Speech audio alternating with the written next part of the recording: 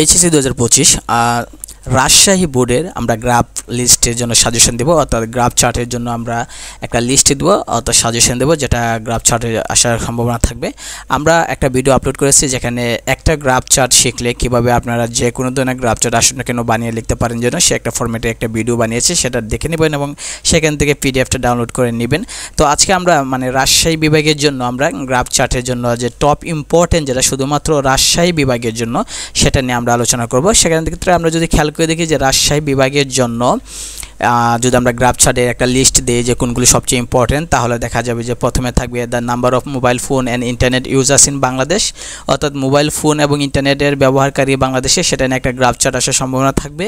আর একটা যদি আমরা খেয়াল করে দেখি the number of people living below poverty line, অর্থাৎ দারিদ্র্যের নিচের সীমা বাস করে যারা, তাদেরকে নিয়ে একটা আসবে।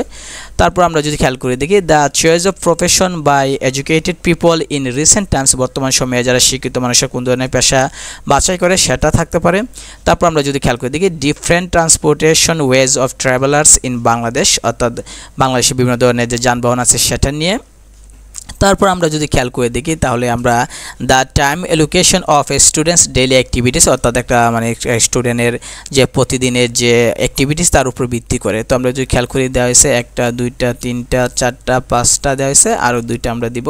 তো আমরা যদি খেয়াল করে দেখি the percentage of A family expenditure, অর্থাৎ পরিবারে যে বিভিন্ন ধরনের খরচপাতি যেগুলো আছে খরচ, এগুলো নিয়ে একটা আছে, সেটা আসার সম্ভাবনা বেশি থাকে।